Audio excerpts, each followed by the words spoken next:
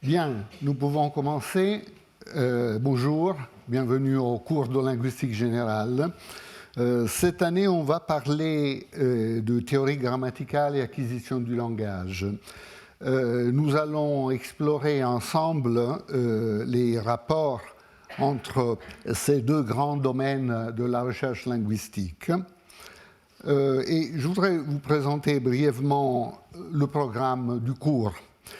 Donc aujourd'hui, je ferai une sorte d'introduction générale et je voudrais en particulier illustrer deux stratégies complémentaires pour l'étude de l'acquisition du langage.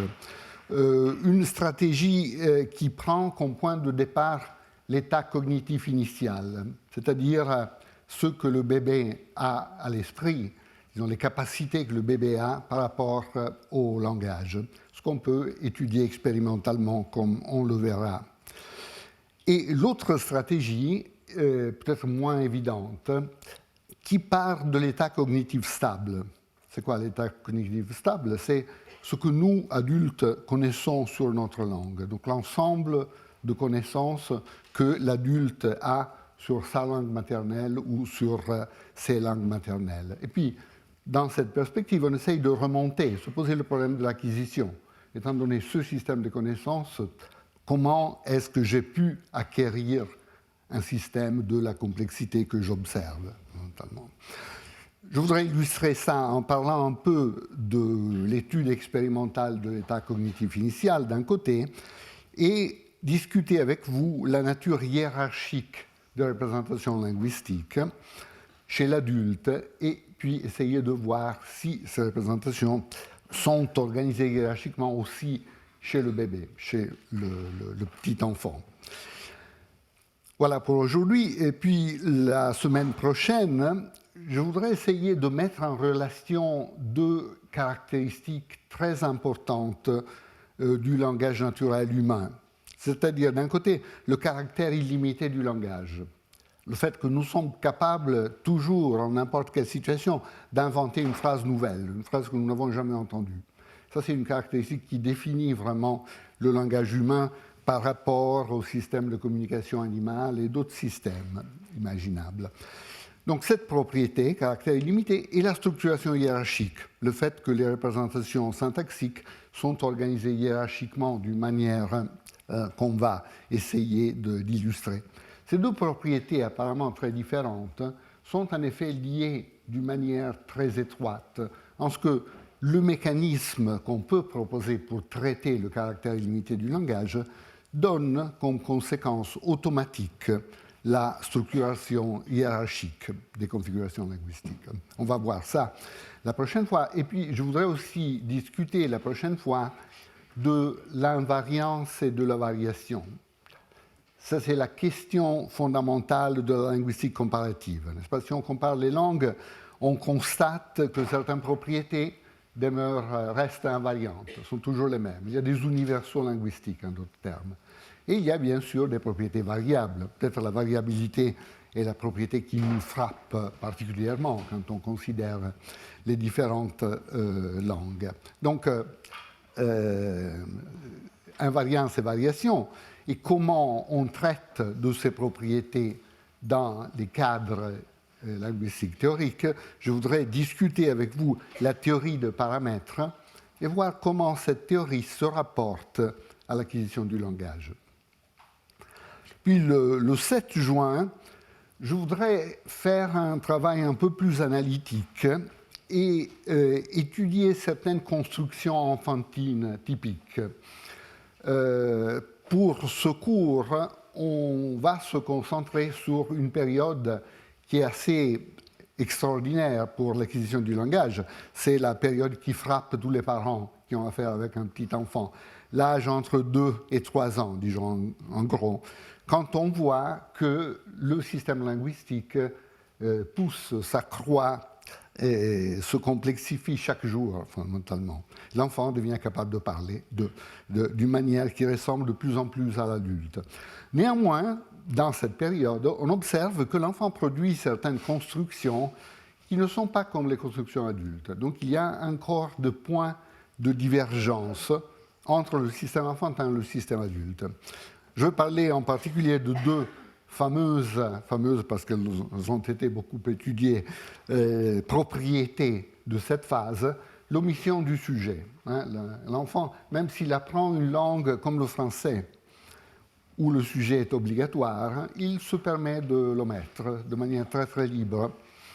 Et l'autre, ce qu'on appelle les infinitives principales, c'est-à-dire des structures déclaratives où l'enfant décrit des états de choses, mais où il utilise le verbe à l'infinitif plutôt que le verbe conjugué comme l'adulte le ferait. Ça semble une banale propriété morphologique, mais en effet, ça a des conséquences structurelles très importantes que nous allons essayer d'illustrer. Puis le 14 juin, on parlera de la croissance des arbres. C'est quoi les arbres? Ce sont les représentations, on va en voir beaucoup, représentations syntaxiques qui expriment ce caractère hiérarchique des structures syntaxiques.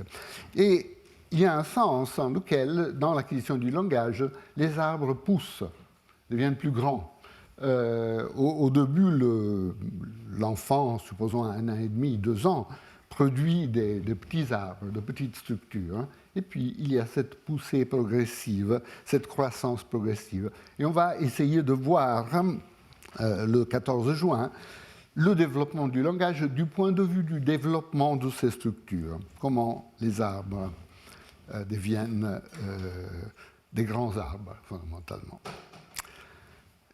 Puis le 21 juin, je voudrais me focaliser sur une période un peu plus tardive de l'acquisition du langage. Vers l'âge de 4 ans, l'enfant parle déjà assez bien, très bien même. On peut interagir avec un enfant de cet âge de manière excellente du point de vue linguistique, mais il y a quand même encore quelques difficultés qui caractérisent cette phase aussi jusqu'à 5 ans et même 6 ans. Il y a certaines constructions qui restent très difficiles pour l'enfant. Par exemple, un certain type de relatives, de phrases relatives ou de phrases interrogatives, qui sont totalement compréhensibles et utilisables pour les adultes et qui sont très difficiles pour les enfants à cet âge. Donc on va essayer de discuter de ces difficultés tardives, si on veut, et essayer de voir comment on peut ramener ces propriétés à la théorie de la localité, un domaine très important de l'étude de théorie grammaticale. Puis la dernière leçon, le 28 juin, on va tirer quelques conclusions sur la base de ce qu'on aura vu, et il y aura des approfondissements à faire probablement, on verra sur la base de ce que j'arrive à faire dans le cours. Comme vous le savez, le cours est immédiatement suivi par un séminaire. Donc aujourd'hui, je vais parler jusqu'à 11h30 environ, peut-être un peu avant, comme ça s'il y a des questions, on pourra faire aussi un petit peu de discussion. Et puis à 11h30, le séminaire commence, et systématiquement chaque mardi, c'est comme ça. Aujourd'hui, le séminaire sera introduit par Caterina Donati, de l'Université de Paris-Cité. Et Caterina va nous parler du bilinguisme, mais en effet d'un cas très spécial de bilinguisme. Bilinguisme d'enfants qui maîtrisent et une langue orale et une langue des signes. Et donc elle va nous montrer comment, en étudiant ce type particulier de bilinguisme, on peut tirer des conclusions générales sur le bilinguisme, mais aussi sur la compétence linguistique, sur le savoir linguistique du locuteur. Le 31 mai, la conférencière invitée sera Judith Gervain, qui est maintenant à l'Université de Padoue. Gervain est une grande spécialiste de l'étude expérimentale de l'état cognitif initial. Je vais parler un tout petit peu de ça aujourd'hui, mais Judith va reprendre ça en beaucoup plus grand détail la semaine prochaine. Puis le 7 juin, Teresa Guasti, de l'Université de Milan-Bicocca, va parler de son grand projet sur l'acquisition financé par l'IRC, avec un financement du European Research Council. Donc on entendra de ce grand projet sur l'acquisition. Le 14 juin, Ghislaine Dehaene, grande spécialiste d'imagerie cérébrale, va nous parler de ce qu'on peut déterminer par des études d'imagerie sur le petit enfant et sur le bébé même. Donc ce qui se passe dans le cerveau du petit, même du bébé, quand il utilise le langage ou quand il est soumis à des stimuli linguistiques. Le 21 juin, Naama Friedman de l'Université de Tel Aviv va ouvrir le chapitre de la pathologie, va parler en particulier d'un type ou d'une classe de formes de pathologie qui sont liées à la question de la période critique. C'est quoi la période critique? C'est le fait qu'il y a des fenêtres privilégiées pour l'acquisition du langage. Nous savons tous que pour les enfants, c'est beaucoup plus facile d'apprendre une langue étrangère que pour les adultes, malheureusement. Et donc, il y a des périodes critiques et il est essentiel que pendant cette période, la stimulation linguistique soit appropriée. S'il y a des limitations à la stimulation linguistique accessible à l'enfant dans une période critique, il y a des difficultés, il y a des problèmes que Naama va présenter et décrire. Et puis, le dernier séminaire, le 28 juin, sera donné par Anne-Christophe de l'École normale, ici à côté. Et Anne-Christophe, aussi grande spécialiste de l'acquisition du langage, va nous parler des synergies et des rapports entre l'apprentissage du lexique et l'apprentissage de la syntaxe, deux choses qui sont strictement liées. Voilà donc notre programme et nous pouvons commencer. Comme je disais, donc, il y a deux grandes stratégies qu'on peut suivre pour l'étude de l'acquisition. Une stratégie qu'on pourrait appeler prospective, donc on regarde en avant. On commence de l'état cognitif initial, l'état cognitif du bébé qui commence à prendre le langage, à la naissance même, et on fait une sorte de photo de son état cognitif en ce moment, sur la base de techniques expérimentales que nous allons discuter. Puis on peut prendre une autre photo à l'âge d'1 mois, supposons, puis une autre à l'âge de 3 mois, et ainsi de suite. Et voir cette série de photos nous donne une image assez directe du parcours du développement de l'enfant. La deuxième stratégie est beaucoup moins évidente, et c'est une stratégie rétrospective, c'est-à-dire on regarde en arrière.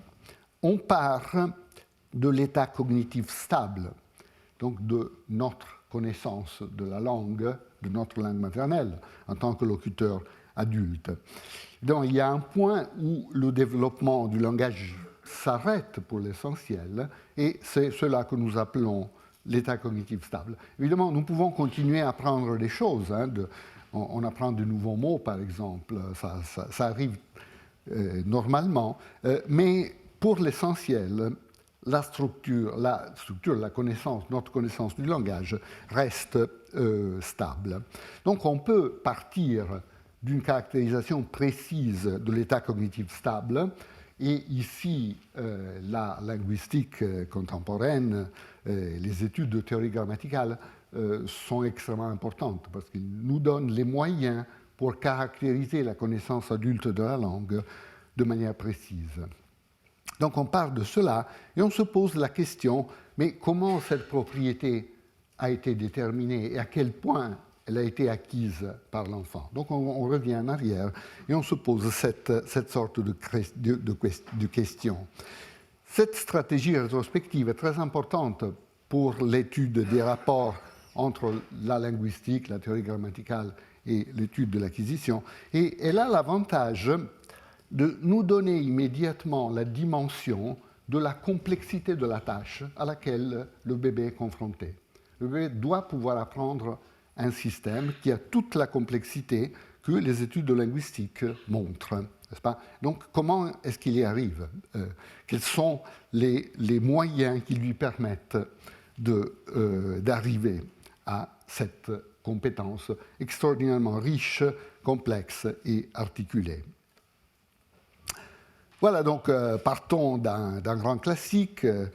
et d'une citation. Donc, Charles Darwin, dans son ouvrage The Descent of Man, avait essayé on pourrait dire, ramener les capacités cognitives humaines ou en tout cas mettre en relation les capacités cognitives humaines avec sa théorie de l'évolution. Et donc, bien sûr, il parle les capacités cognitives principales de notre espèce, il parle du langage. Regardons ce qu'il dit en regardant directement la traduction en français.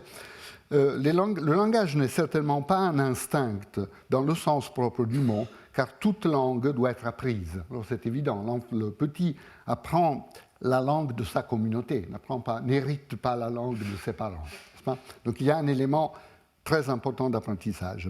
Il diffère, le langage diffère beaucoup cependant de tous les arts ordinaires, en ce que l'homme a une tendance instinctive à parler. Il y a une tendance instinctive à la base du langage, comme nous le prouve le babillage des enfants. Tandis qu'aucun enfant n'a une tendance instinctive à brasser, à faire du pain ou à écrire. Donc il y a des capacités qui sont totalement culturelles, comme les dernières qui sont illustrées ici, et nous ne voyons qu'un signe d'une tendance instinctive pour ces capacités. Mais pour le langage, c'est différent, parce qu'à l'âge de 6 mois, quand le bébé sait faire très peu de choses, en tout cas de manière visible, eh bien, il commence à produire des structures linguistiques significatives, des syllabes fondamentalement, n'est-ce pas, ba, ba, ba, ba, ba, da, etc. Il y a cette phase de babillage que, d'après Darwin, suggère qu'il y a une base instinctive pour le langage. Alors l'étude de cette base instinctive ne pouvait pas être très développée à l'époque de Darwin, ça a été développé par la suite. Mais voyons d'abord une autre citation d'un grand psychologue américain, William James, qui caractérise comme ça le problème auquel le bébé est confronté. Donc, William James dit « Le bébé, assailli par les yeux, les oreilles, le nez, la peau et les entrailles en même temps, ressent tout cela comme une grande confusion foisonnante, bourdonnante. Donc, one great blooming, buzzing confusion. En d'autres termes, le bébé est bombardé par toutes sortes d'expériences qui proviennent de ses sens, qui proviennent de l'environnement, évidemment.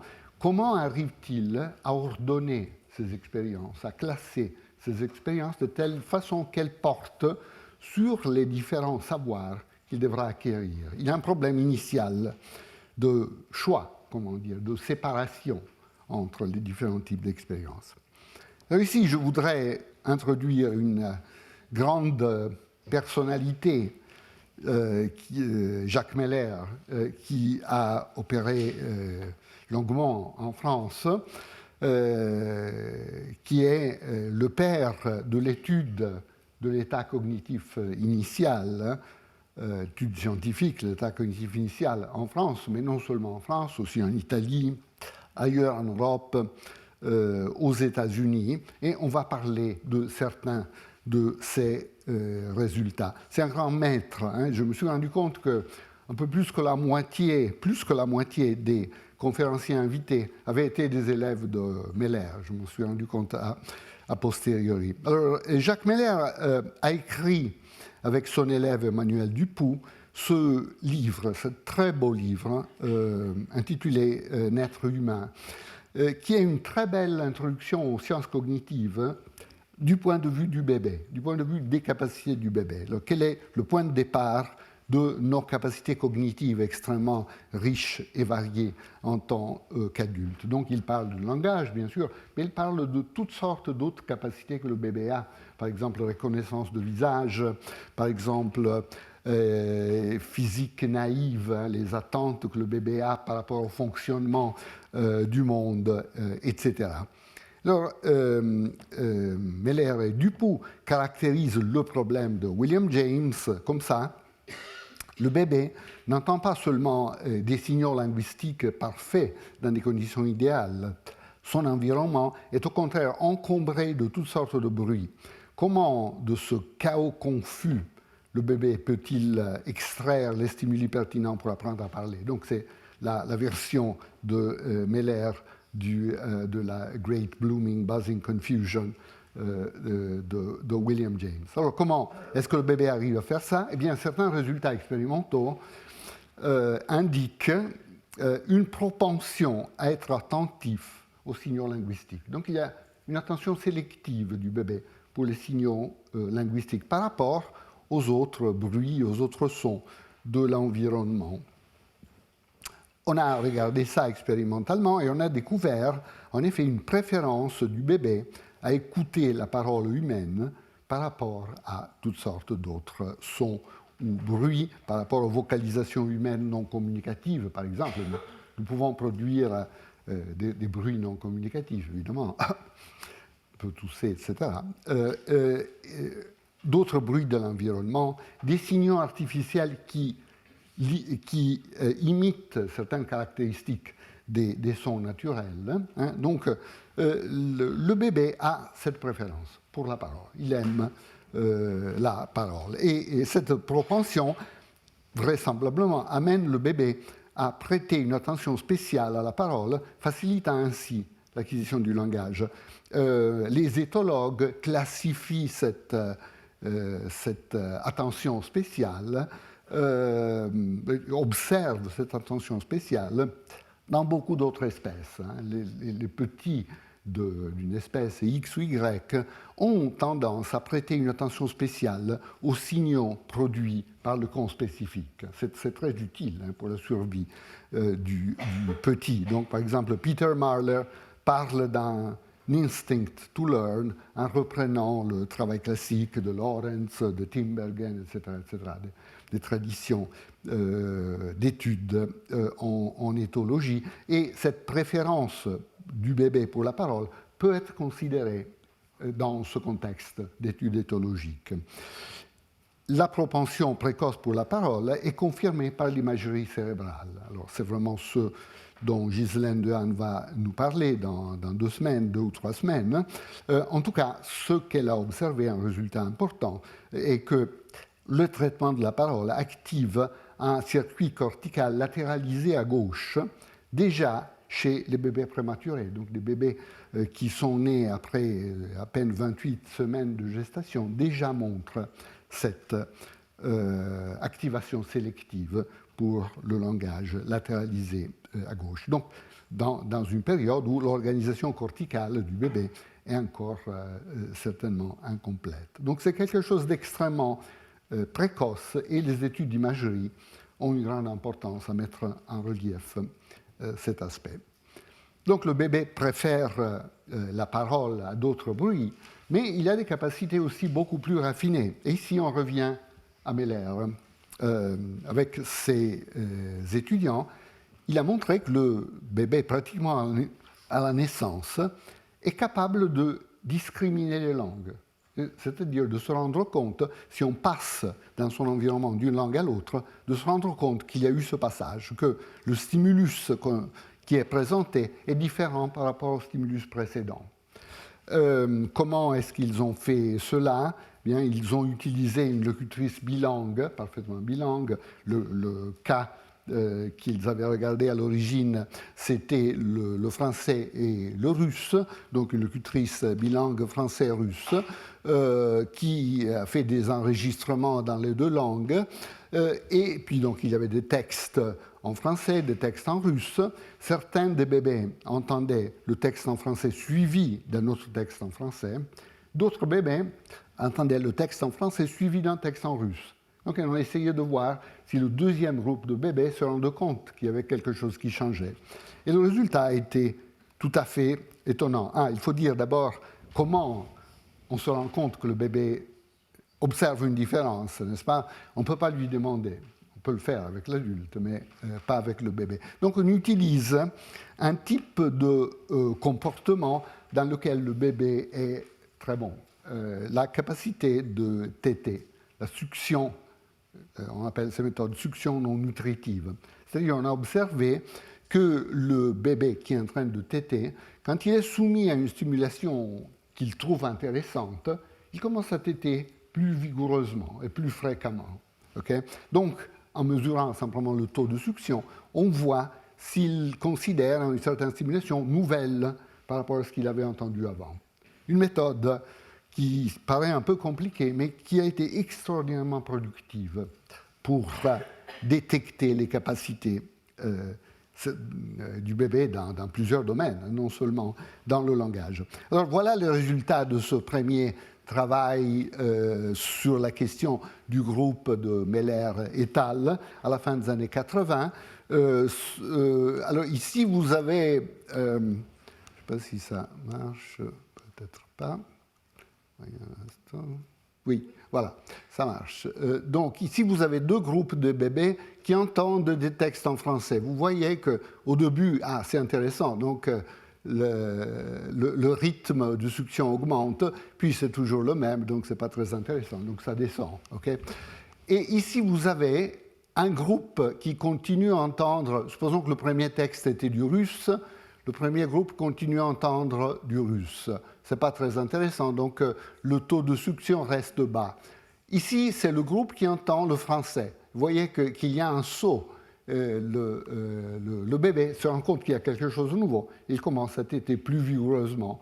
Et donc, il y a cette différence montre que le groupe qui a été soumis au passage d'une langue à l'autre s'est rendu compte qu'il y avait quelque chose qui changeait dans l'environnement. On utilise cette méthode de manière vraiment extraordinairement efficace pour tester toutes sortes de propriétés. On peut constater aussi qu'ils ont fait un très beau contrôle. Ils ont soumis au bébé non pas le russe, le français, mais ils ont fait défiler à l'envers la bande magnétique du russe et du français. Donc vous prenez l'enregistrement, mais vous allez à l'envers, pour ainsi dire. Alors vous voyez que là, ce qu'on entend, ce n'est pas du tout quelque chose qui ressemble à une langue naturelle. Mais si vous faites défiler la bande magnétique à l'envers, certaines propriétés restent constantes. Par exemple, la hauteur globale, l'énergie du signal reste constante. Donc c'est clair que le bébé qui n'arrive plus du tout à discriminer entre le russe à l'envers et le français à l'envers est sensible à des propriétés plus fines que ces propriétés globales qui restent constantes. En particulier des propriétés liées à l'ordre temporel fin de la présentation linguistique. Voilà, on s'est posé la question, ici le bébé discriminait entre le français, qui était la langue parlée par sa mère, et une autre langue comme le russe. On s'est posé la question, est-ce que ces 2, 3, 4 jours de vie, de contact avec le français suffisent pour que le bébé arrive à déterminer des propriétés qui lui permettront de le distinguer d'une autre langue? Ou bien peut-être la stimulation qu'il a reçue avant la naissance, c'est pas parce que le fœtus entend dans la dernière partie de la grossesse, il a accès à certaines stimuli linguistiques, quoique filtrés par le corps de la mère, évidemment, mais il a quand même accès à quelque chose. Donc les spécialistes ont discuté si ce type de stimulation était essentiel pour discriminer les langues. Ils sont arrivés à la conclusion que non, qu'en effet, la capacité de discriminer les langues était indépendante de l'expérience, parce que le bébé francophone, futur francophone, qui n'a entendu qu'un peu de français, est capable de discriminer deux langues qu'il n'a jamais entendues. Par exemple, il est capable de discriminer entre l'anglais et le japonais, par exemple, par le même type de technique. Donc, vous voyez ici exactement la même histoire qu'avant. D'abord, le bébé entend de l'anglais, puis un groupe continue à entendre de l'anglais, pas très intéressant, pas beaucoup le rythme de succion n'est pas très haut. Par contre, le groupe qui entend le japonais dit « Ah, il y a quelque chose d'intéressant qui s'est passé », et il commence à téter plus vigoureusement. Voilà comment ces expériences marchent, mais dans ce cas, le bébé n'avait rien entendu de deux langues qu'il est capable de discriminer. Donc, cette capacité n'est pas fondée sur son expérience initiale sur la langue maternelle, évidemment, parce qu'on a affaire ici à d'autres langues. Voilà, quelles sont donc les propriétés auxquelles le bébé est sensible? les psycholinguistes, le groupe de Meller en particulier, Ramu et d'autres de ses étudiants, ont fait appel à une notion très précise de rythme. Il y a plusieurs sens dans lesquels on peut utiliser la notion de rythme par rapport au langage, mais il y a un sens particulier qui est pertinent ici. Et c'est l'alternance consonne-voyelle, n'est-ce pas? Une langue est caractérisée par une alternance consonne-voyelle, consonne-voyelle, et cette alternance peut être très irrégulière, comme dans une langue comme l'anglais, par exemple, moyennement irrégulière et très régulière dans une langue comme le japonais. Par exemple, en anglais, vous voyez que si vous prenez n'importe quelle phrase de l'anglais, parfois deux voyelles sont séparées par une seule consonne. Parfois, il y a 4 consonnes. Parfois, il y en a 3, etc., etc. Donc, le rythme d'une langue comme l'anglais, en ce sens, est caractérisé par une grande irrégularité. Dans le cas d'une langue comme l'italien ou comme le français, c'est plus régulier. Vous voyez que souvent, deux voyelles sont séparées par une ou deux consonnes, fondamentalement. Parfois 3, mais c'est relativement rare. Et dans un cas d'une langue comme le japonais, c'est très, très régulier. C'est presque consonne-voyelle, consonne-voyelle, consonne-voyelle. Ce n'est pas exactement cet idéal, mais c'est très proche de cela. Donc, selon l'hypothèse que ces psycholinguistes ont fait, en excluant toutes sortes d'autres hypothèses, et que le petit enfant est sensible à la régularité du rythme, selon cette classification des langues du monde. En effet, les mêmes psycholinguistes ont pu montrer que, par exemple, le bébé est capable de distinguer entre deux langues qui appartiennent à deux classes différentes. Donc, par exemple, l'anglais et le japonais, l'anglais et l'italien, etc. Mais ils ne sont pas capables de distinguer à l'intérieur de la même classe. Par exemple, si vous comparez l'anglais et le néerlandais, il n'y a pas de distinction qui est faite par l'enfant. Donc, cette capacité remarquable, cette sensibilité au rythme, vaut pour ce genre de classification de langues, donc deux langues de deux types rythmiques distincts sont discriminées par l'enfant. Voilà donc une autre capacité de perception de son qui est extrêmement importante pour le langage adulte, c'est la perception catégorielle des contrastes phonétiques. Qu'est-ce que ça veut dire, perception catégorielle? Le son est, de par sa nature, continue. Donc, vous pouvez prendre, par exemple, la distinction entre deux syllabes comme da et ta, donc une distinction de sonorité, et vous pouvez créer toutes sortes de cas intermédiaires entre un da parfait et un ta parfait. Vous pouvez manipuler le son de cette manière. Mais si vous demandez au locuteur, est-ce que vous avez entendu da ou vous avez entendu ta, le locuteur adulte ramène toujours le continuum du son à des catégories discrètes. Donc, jusqu'à un certain point dans ce continuum, le locuteur entend da, puis il y a une transition de phase soudaine et il commence à entendre ta.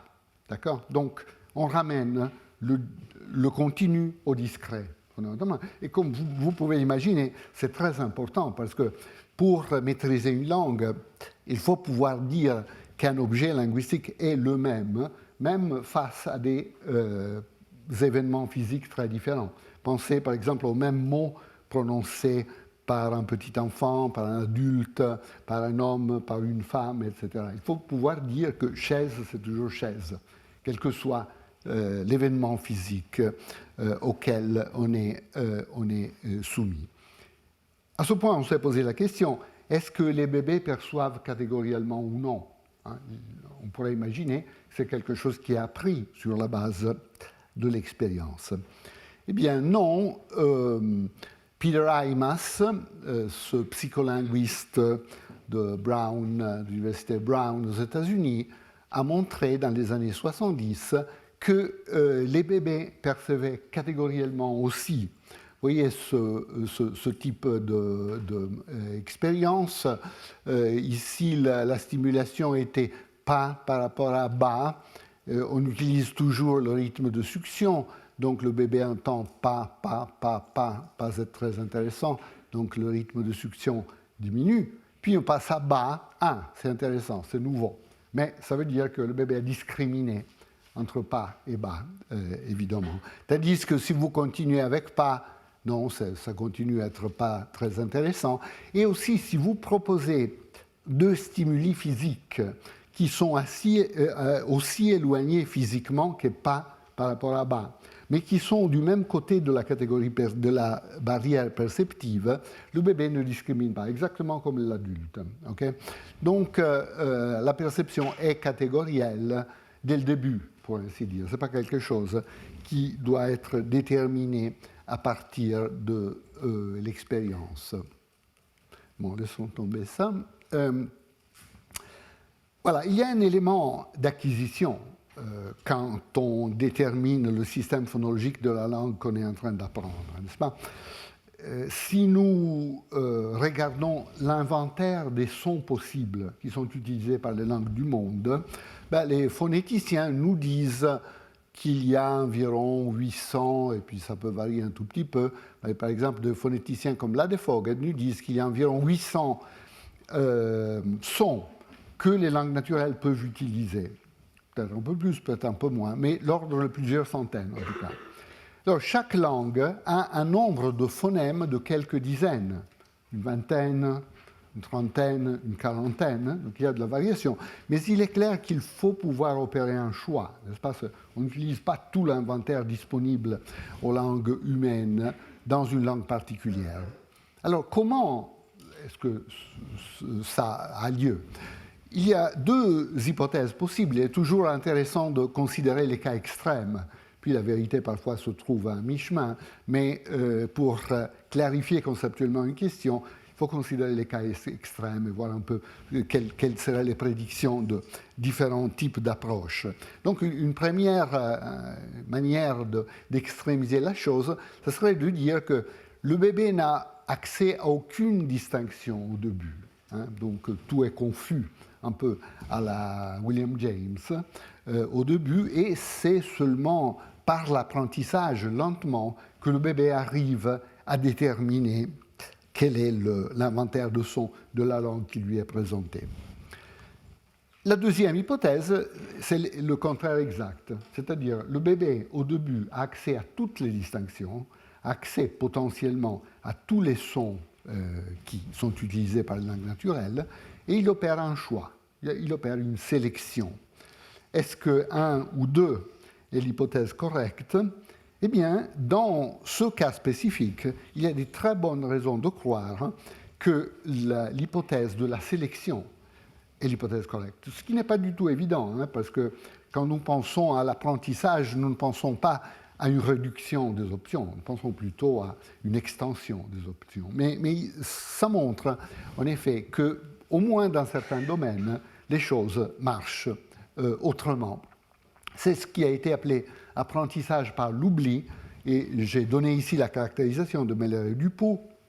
L'apprentissage d'une langue se traduit en fait par une perte partielle, par la sélection de certains contrastes et l'oubli d'autres qui ne sont pas pertinents. Les tout petits bébés discriminent tous les contrastes auxquels ils sont confrontés, tandis que vers 8 ou 10 mois, ils montrent la même aptitude, mais seulement pour les contrastes de leur propre langue. À 12 mois, ils se conduisent comme des adultes. Ils ne sont plus sensibles aux contrastes étrangers. Okay? Donc il y a un effet de développement ici dans la première année de la vie, fondamentalement. Ici, vous avez une fameuse expérience qui montre cela de Janet Werker, cette psycholinguiste canadienne, qui a pris pour cette expérience le contraste entre ta et ta, ta et ta, ta et ta. Vous n'entendez pas grand-chose dans ce contraste, en partie à cause de ma modeste attitude de phonéticien. mais surtout parce que votre langue maternelle n'utilise pas ce contraste. Hein.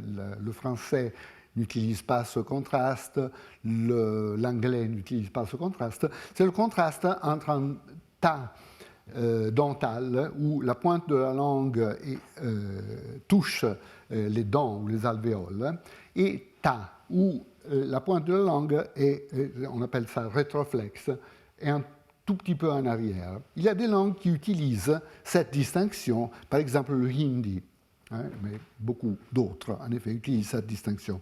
Alors, voyez ce qui se passe. L'enfant anglophone, à 6 mois, est parfaitement capable de discriminer ta et ta. Puis, à 8 mois, moins bon. À 10 mois, 12 mois, pratiquement impossible de discriminer ces deux sons.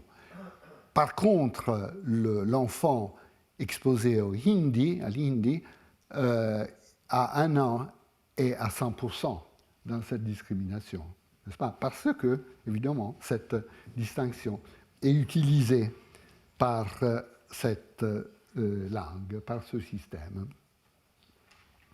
Il y a beaucoup de résultats de ce type. Hein. Ça a été une découverte extraordinairement intéressante.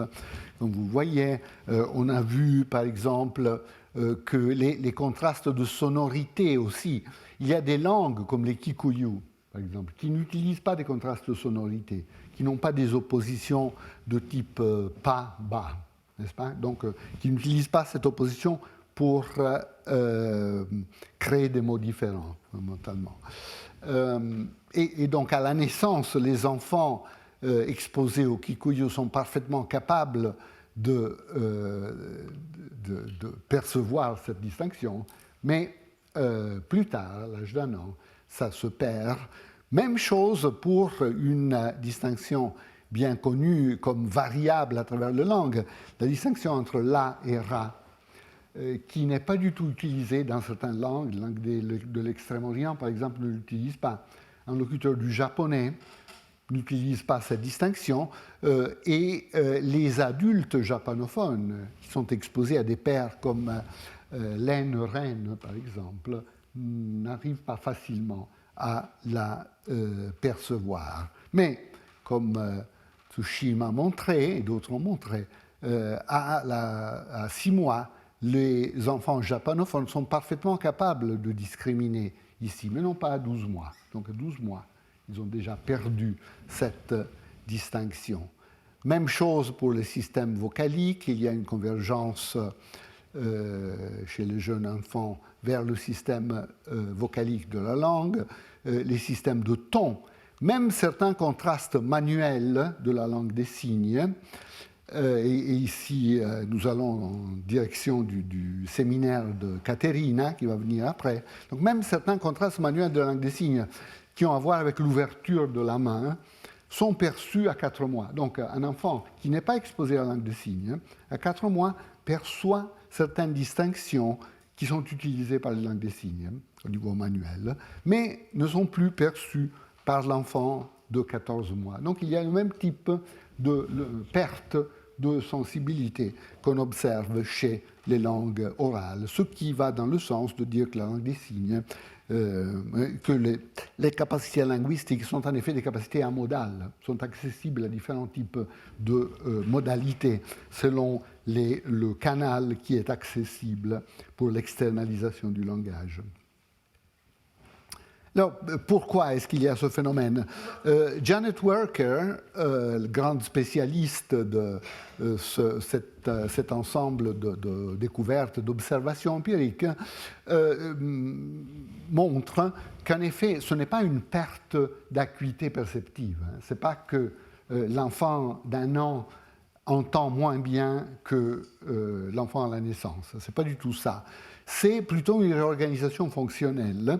Et Janet Werker suggère que cette perte d'attention pour les distinctions qui ne sont pas pertinentes pour la différenciation lexicale est liée justement à l'énorme tâche avec laquelle l'enfant est confronté d'apprendre le lexique.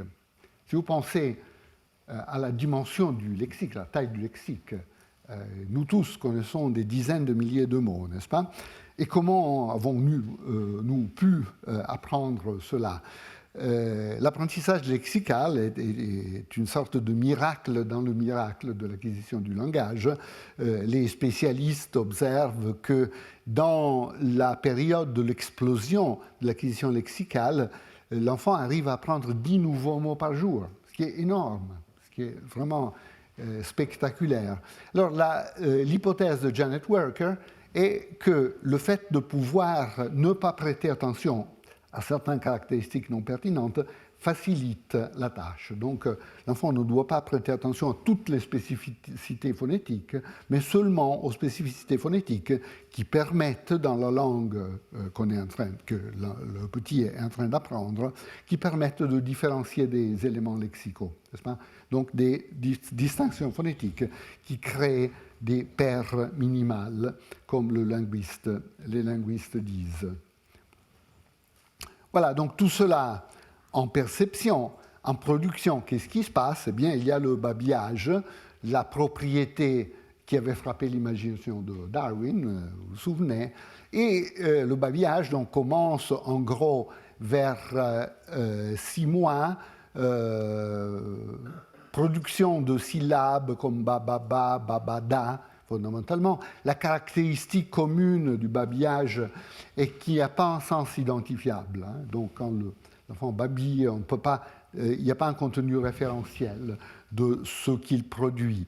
Un peu plus tard, vers 10 mois, 12 mois, il y aura les premiers mots reconnaissables. Alors là, il y aura effectivement un contenu référentiel identifiable. Maman, papa, lolo, etc., etc. Mais dans la phase du babillage, non. Il n'y a rien de comparable à un sens associé à la séquence. Mais dans le babillage aussi, on observe un développement. Au début, le babillage est universel, donc fondamentalement tous les enfants babillent de la même manière, utilisent surtout des occlusives, utilisent surtout de voyelles basses, de voyelles comme A. C'est la voyelle typique du babillage, ou d'autres voyelles basses. La structure syllabique est très simple, consonne-voyelle, fondamentalement. Okay? Et puis, vers 8 mois, de 8 mois à 10 mois, etc., il y a une tendance à converger vers les propriétés du système phonologique de la langue. Hein? Donc, et en compréhension et en production, dans la deuxième moitié de la première année de la vie, il y a une convergence. L'enfant se déplace, disons, d'une position universaliste à une position où il est en train de maîtriser les caractéristiques propres du système qu'il est en train d'apprendre. Voilà. Donc, par exemple, vers 8 mois, il y a ce travail de Bénédicte de Boisson-Bardy, spécialiste française du babillage et d'autres aspects d'acquisition du langage, où elle observe que dans cette deuxième phase du babillage, les adultes commencent à reconnaître le babillage. Ils disent « Ah, cet enfant babille en français plutôt qu'en chinois, par exemple, parce qu'il y a eu une convergence vers les propriétés de la langue en question. » Il y a aussi un babillage manuel. Nous revenons à la langue des signes, hein, dont il sera question dans une demi-heure, dans 3/4 d'heure. Babillage manuel, cette psycholinguiste canadienne, Laura Petitto, a observé, avec ses collaborateurs, a observé que pour les enfants exposés à la langue des signes, il y a un babillage manuel, c'est-à-dire l'enfant exposé à la langue des signes commence à produire des structures qui ressemblent un peu aux structures syllabiques produites par l'enfant exposé à la langue orale, avec certaines caractéristiques communes. Il n'y a pas de sens associé, il y a des formes canoniques, donc avec répétition du même signe ou avec certaines variations, etc. Et donc, on observe cette phase de babillage manuel, ce qui suggère encore une fois que nos capacités linguistiques sont assez abstraites et puis elles prennent le canal qui est disponible, pour ainsi dire, pour l'externalisation. revenons un instant en arrière. Tout au début, j'ai parlé du fait qu'il y a une préférence pour la parole par rapport à d'autres bruits accessibles, n'est-ce pas? On a pu montrer aussi qu'il y a une préférence pour la langue des signes par rapport à un système non linguistique comme la pantomime. On a demandé, par exemple, à un locuteur de langue de signes de décrire un certain événement en langue de signes. Et puis de décrire le même événement, mais par une pantomime, donc en mimant l'événement, donc de manière non linguistique fondamentalement. Vous voyez que l'enfant à 6 mois, même un enfant qui n'est pas exposé à la langue de signes, a une préférence pour la présentation en langue de signes par rapport à la pantomime. Donc ça rappelle la préférence pour la parole dont nous avons parlé tout au début. Ok, donc essayons de généraliser un tout petit peu. Il y a deux grandes notions d'apprentissage. Ça, c'est une question très profonde, très ancienne aussi. Qu'est-ce que ça veut dire apprendre? Quel est le mécanisme ou quels sont les mécanismes à la base de l'apprentissage? Et c'est bien sûr une question qui remonte à la pensée grecque, classique, etc. Il y a ces deux grandes manières de concevoir l'apprentissage. Apprentissage par instruction, ça veut dire que la réalité externe a une structure. Et l'apprentissage correspond au fait d'intérioriser, de transférer la structure externe, donc de l'extérieur à l'intérieur de l'organisme qui apprend. Apprentissage par sélection, c'est par contre le mécanisme dont on a parlé avant pour l'acquisition des traits distinctifs, c'est-à-dire l'organisme a la capacité d'engendrer suffisamment de diversité, faire suffisamment d'hypothèses, et ensuite l'expérience a le rôle de sélectionner certains éléments. Certaines des hypothèses internes sont sélectionnées et d'autres sont écartées, sont rejetées, pour ainsi dire. Okay? Nous avons vu, au moins dans le cas de l'acquisition de traits distinctifs, qu'il y a des arguments empiriques très très clairs en faveur d'un mécanisme sélectionnel pour ce type d'apprentissage. C'est un mécanisme d'apprentissage qui est aussi totalement compatible avec ce qu'on sait des bases neuronales de l'acquisition. Par exemple, ici, j'ai mentionné cet ouvrage très connu de Jean-Pierre Changeux, L'homme neuronal. Changeux dit « Apprendre, c'est stabiliser des combinaisons synaptiques préétablies. C'est aussi éliminer les autres. » Donc, son mécanisme donne une base neurophysiologique pour cette idée de la sélection, fondamentalement. Ce sont des idées qui sont développées aussi en détail dans l'ouvrage récent de Stanislas Dehaene, Apprendre.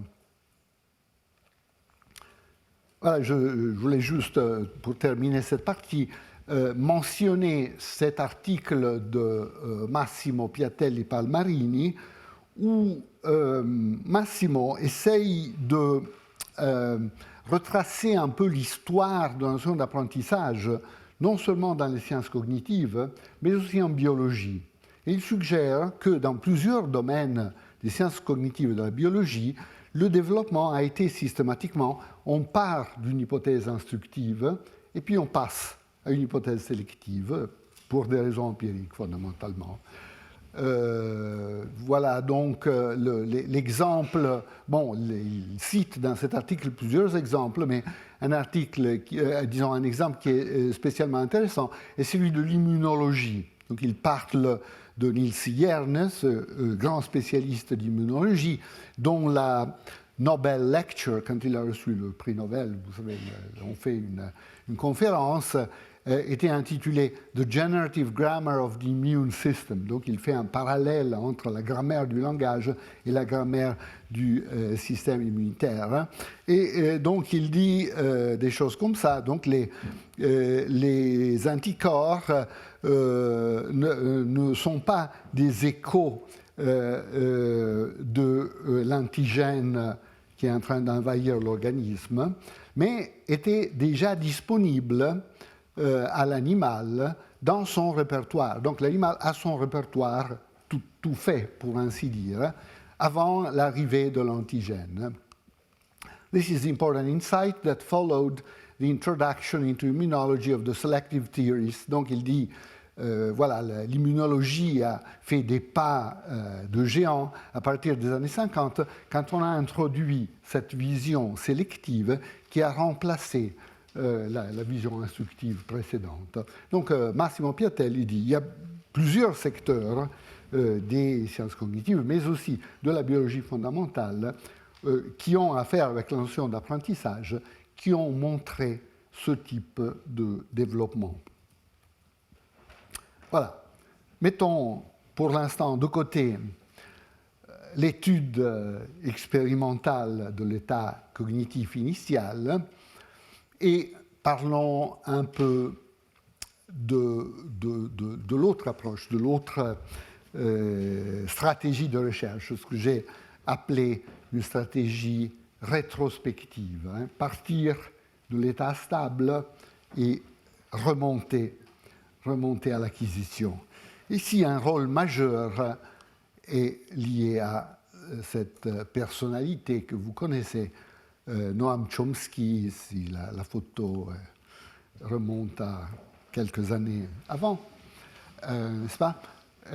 Plus ou moins, je pense, quand il a écrit l'ouvrage que je voudrais citer maintenant, c'est-à-dire le fameux compte-rendu de Verbal Behavior de Skinner, publié dans Language en 1959.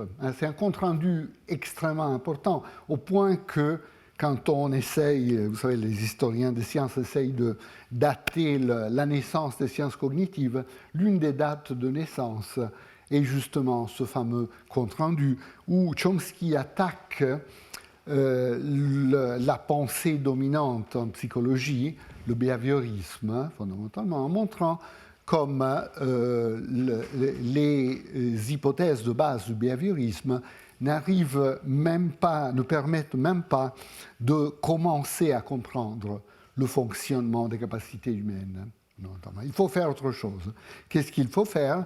Dans ce qu'il dit ici, je lis toujours la traduction française, une tentative directe de rendre compte du comportement effectif du locuteur, du récepteur et de l'apprenant, qui ne soit pas fondée sur une compréhension préalable de la grammaire, obtiendra un succès très limité. Donc si on se limite à observer le comportement, enregistrer le comportement, cataloguer le comportement, sans faire des hypothèses sur le système sous-jacent, sur le système mental qui est à la base du comportement, on n'ira pas très loin, ni dans le traitement du comportement du locuteur, ni dans l'étude de l'acquisition du langage. Et immédiatement après, bon, on ne voit pas très bien le numéro de Language, mais peu importe. En tout cas, c'est Language, c'est la revue de la Linguistic Society of America. Donc, Chomsky dit dans ce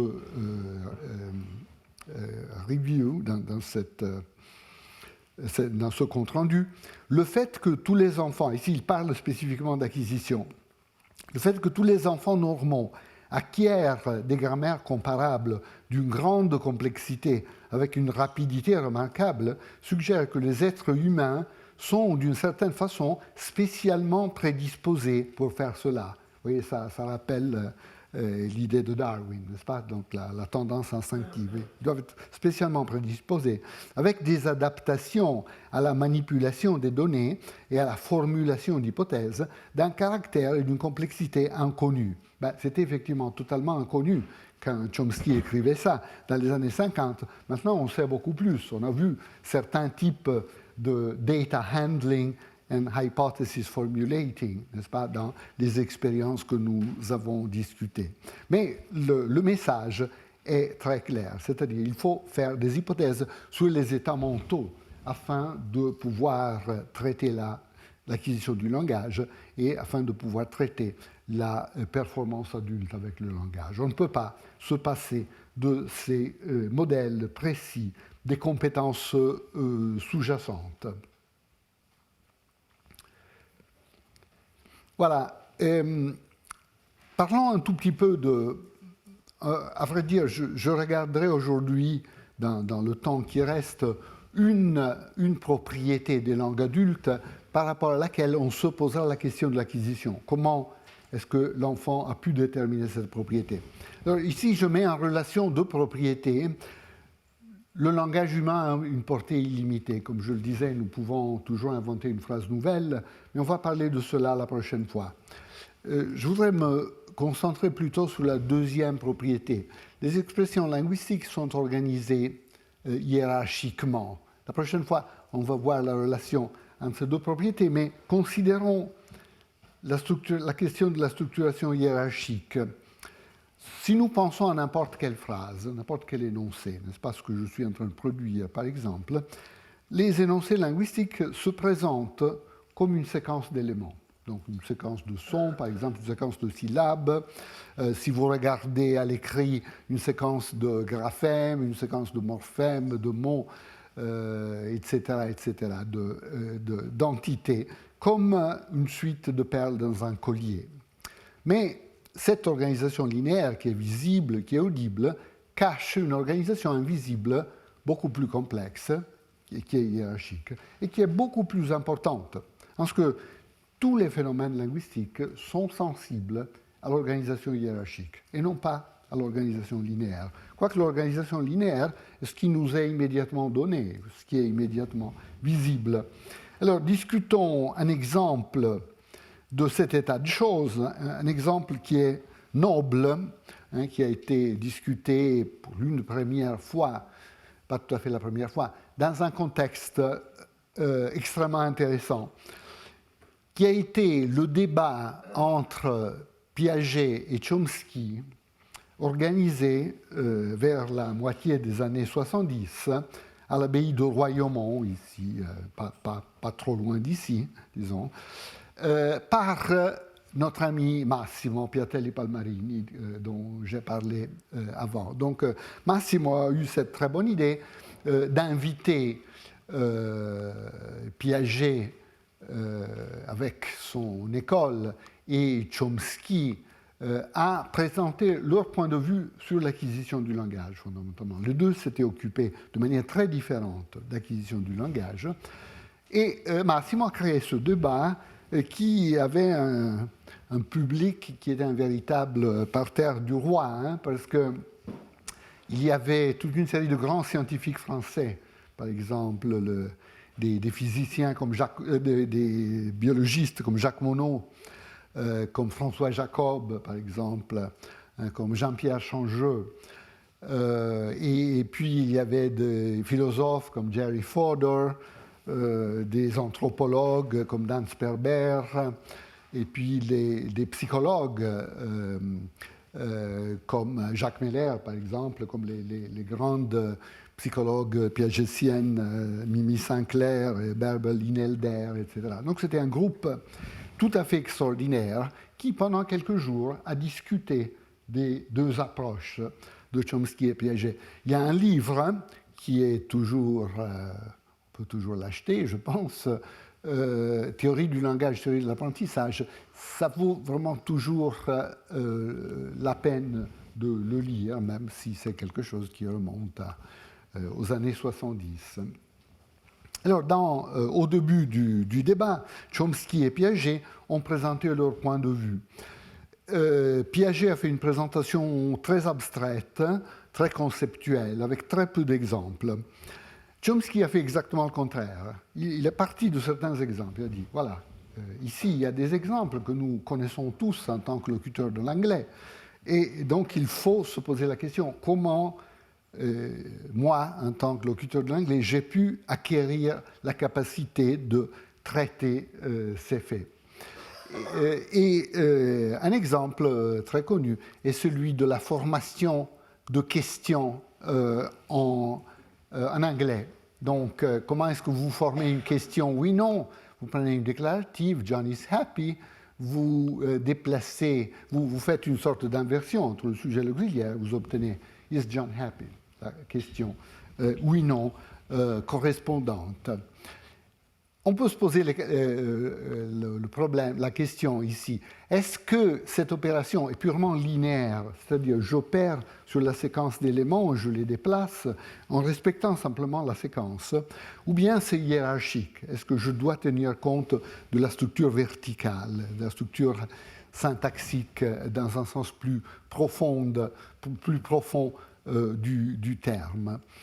On peut observer que ce type de processus obéit à certaines contraintes. Par exemple, tous les phénomènes linguistiques obéissent des contraintes de localité. On ne peut pas faire les choses trop à distance. Par exemple, si vous avez une structure un peu plus complexe, où il y a un auxiliaire ou une copule dans la phrase principale et puis une autre dans la subordonnée, John is saying that Mary is here. Et si vous voulez former la question à partir de ça, la seule possibilité, c'est de prendre l'occurrence de be la plus proche et obtenir « Is John saying that Mary is here ?»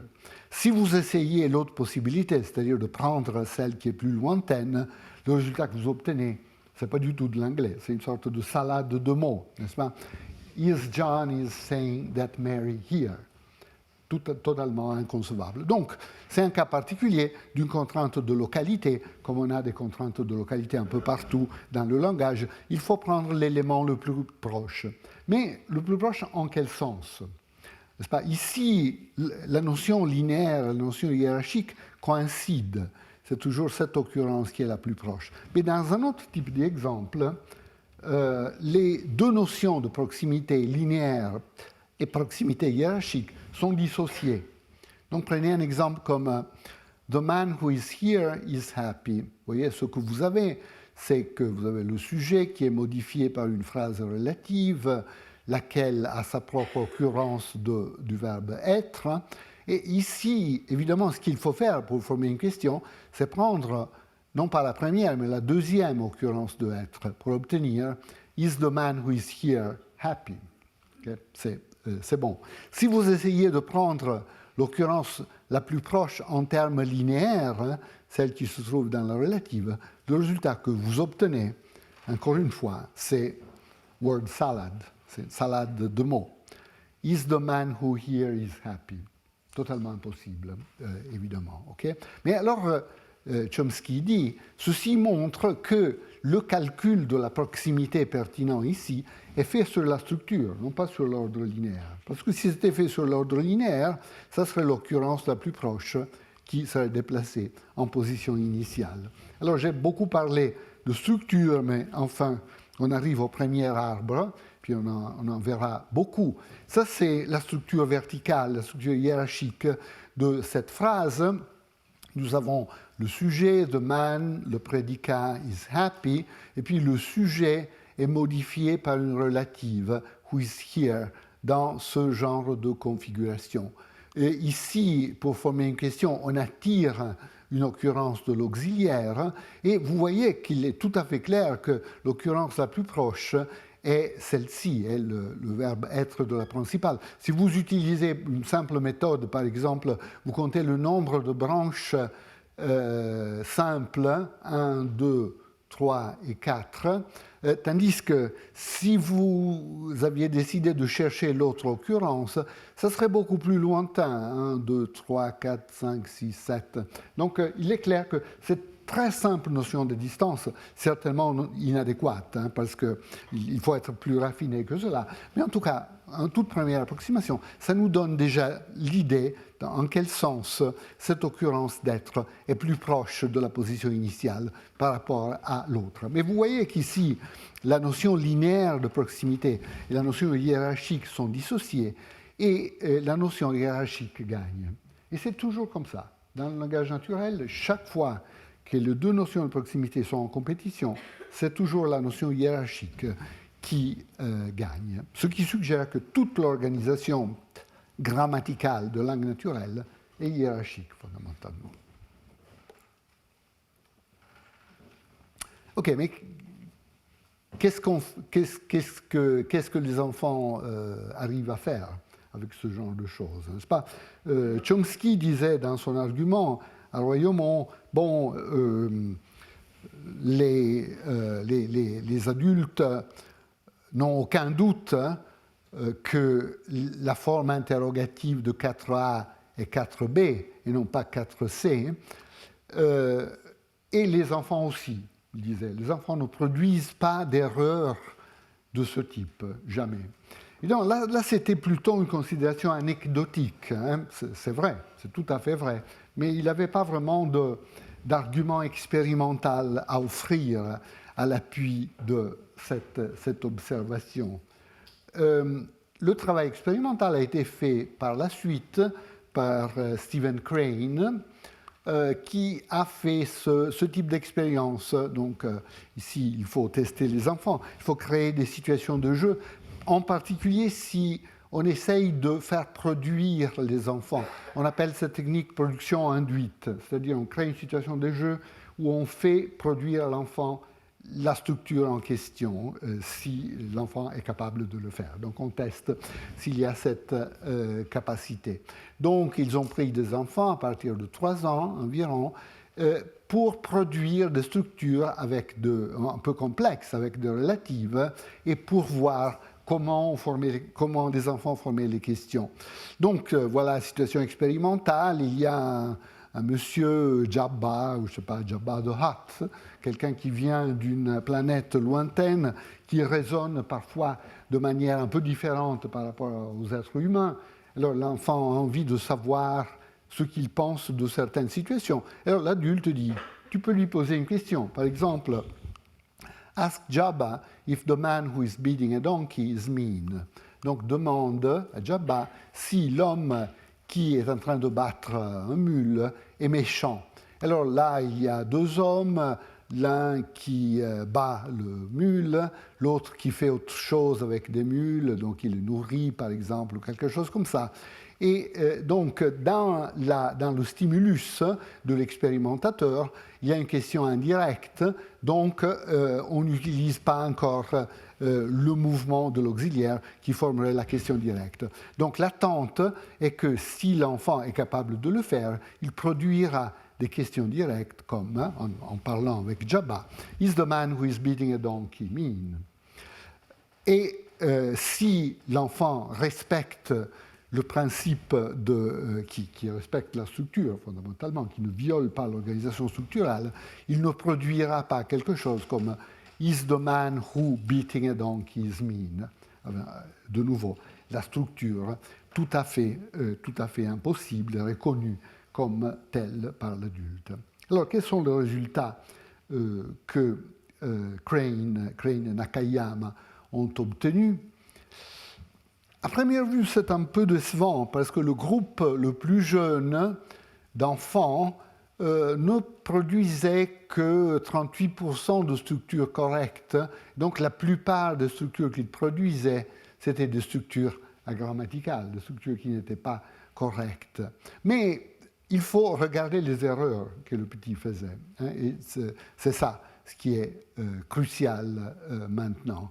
Il ne faisait pas du tout d'erreurs qui violaient l'organisation structurelle. Il faisait d'autres types d'erreurs. Et il produisait une minorité de structures correctes, mais qui correspondaient au bon mouvement, au mouvement que l'adulte fait. Donc voyons un peu quels étaient les résultats, et puis je vais m'arrêter pour aujourd'hui.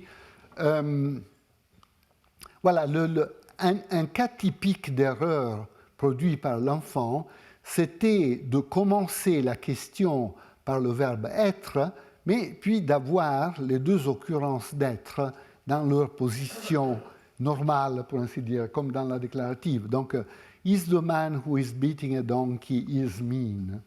Ce n'est pas une structure possible pour l'adulte, mais c'est une manière de signaler la question et où apparemment rien ne bouge. Apparemment, parce que peut-être en effet quelque chose bouge, mais de manière plutôt cachée. En tout cas, ça c'était la plupart des erreurs produites par les enfants. 60% des erreurs étaient ce type de structure qui ne porte pas simplement sur la question si l'enfant respecte ou ne respecte pas la structure. Tout simplement, la structure est telle qu'elle est et il y a en plus ce marqueur initial, fondamentalement. Okay? Le point essentiel, que Crane et Nakayama soulignent est que dans la minorité d'exemples corrects produits par les enfants déplaçaient la bonne occurrence de être, donc ils produisaient des structures comme « Is the man who is beating a donkey mean ?» Donc ils produisaient ça, et ils ne produisaient jamais des erreurs de ce type. Donc des erreurs qui auraient consisté à prendre l'occurrence la plus proche du verbe être en termes linéaires n'étaient jamais produites par les enfants. Donc les enfants faisaient beaucoup d'erreurs d'un autre type, témoignage de la complexité de la structure, pour ainsi dire, mais ils ne produisaient jamais le type d'erreur qui aurait montré que l'enfant considérait une stratégie purement linéaire. Donc, conclusion qui est tirée par nos auteurs, c'est Chomsky avait raison, c'est-à-dire l'enfant ne considère même pas la possibilité d'une règle purement linéaire. Bon, passons juste 2 ou 3 minutes à discuter le type d'erreur que les enfants faisaient, parce que c'est de toute façon un argument intéressant, mais le point essentiel, ce que je viens de dire. Donc, quelle pourrait être la nature de cette structure is the man who is beating a donkey is mean? Une possibilité qu'on peut envisager est que cette structure soit un peu comme celle qu'on trouve dans plusieurs langues, le français par exemple, où il y a un marqueur initial de question, et puis le reste ne bouge pas, reste exactement dans sa position. Pensez en français comment vous traduirez cette phrase. Une possibilité, c'est « Est-ce que l'homme qui est en train de battre un mule est méchant ?» N'est-ce pas? Ou vous avez ce marqueur initial, est-ce qu'on peut encore discuter si c'est simple ou complexe, mais en tout cas, il se peut que l'enfant qui produit ce genre de structure utilise une stratégie française, pour ainsi dire. On verra que ça, c'est tout à fait typique. L'enfant, quand il a une difficulté, très souvent utilise une stratégie grammaticale qui n'est pas propre de la cible, mais qui est utilisée dans une autre langue. C'est une situation qu'on trouve très, très systématiquement. Donc, il se peut que l'enfant soit en train de produire une structure à la française, pour ainsi dire. Ça, c'est une possibilité. Une autre possibilité, c'est que, en effet, il y a un mouvement dans la dérivation de cette structure, mais contrairement au mouvement adulte, le mouvement adulte, normalement, quand on vide une position, on laisse une position qui n'est pas prononcée. C'est pas ce qu'on appelle une trace du mouvement. Mais peut-être ce que l'enfant fait ici, c'est de prononcer la trace, de prononcer et la position d'arrivée du mouvement et la position de départ de l'enfant, du mouvement. Pardon. Et on sait que l'enfant fait ça, parce que, par exemple, dans les corpus de production naturelle, on trouve des exemples comme Can the man can do that? Vous voyez que can a été déplacé en position initiale, mais il est aussi prononcé dans sa position d'origine. C'est une manière de se faciliter la tâche dans certains types de manipulations qui se révèlent relativement complexes pour l'enfant. Alors, je voudrais juste mentionner, et je termine, bon, je laisse tomber ça, que cette stratégie de prononcer et la position de départ et la position d'arrivée est en effet quelque chose qu'on trouve dans les langues adultes. C'est une procédure typique dans certaines configurations des langues adultes. Par exemple, si vous prenez des langues africaines comme le Vata, par exemple, étudié par Hilda Koopman, il y a dans ces langues la possibilité de focaliser un verbe. Donc vous avez une phrase comme nous mangeons du riz, vous voulez focaliser le verbe. Donc vous voulez dire nous mangeons du riz, nous ne le jetons pas, par exemple, avec ce type d'alternative. Et la manière de focaliser le verbe, c'est de l'avoir en position initiale et dans sa position normale. Donc quelque chose comme manger, nous manger riz, quelque chose comme ça. Et puis, il ne faut pas aller chercher dans des langues très lointaines. Aussi, les langues romanes ont cette propriété. Dans cet exemple tiré de l'italien, ce n'est pas la focalisation, mais la topicalisation. Un verbe peut être un topique dans certaines situations, comme dans cette petite chanson italienne du XIXe siècle. partire, partirò, partir bisogna. Donc en ce qui concerne le fait de partir, je partirai, il faut partir. Donc vous voyez que le verbe partir est topicalisé, donc ce dont on va parler, et puis il est répété à l'intérieur de la phrase, partirò. Et donc on trouve chez les langues adultes ce processus de duplication d'un verbe qui est vraisemblablement ce qui est utilisé par l'enfant dans les exemples difficiles des structures qui ont été testées par Crane et Nakayama. Voilà, donc le point essentiel, en tout cas, qu'on a observé ici, est que les petits ne produisent jamais des structures qui seraient sensibles uniquement à l'ordre linéaire, et donc ce type de processus grammatical obéit systématiquement la structure hiérarchique. Et ceci est vrai en effet de tous les processus grammaticaux. N'importe quel processus on regarde, on trouve exactement la même conclusion. Bien, alors je pense que je vais m'arrêter ici et reprendre un peu la discussion de ces exemples. Nous avons quelques minutes avant le séminaire de Caterina, donc je ne sais pas si vous avez quelques questions, quelques observations à faire sur tout ce que je viens de dire, quelques remarques, commentaires.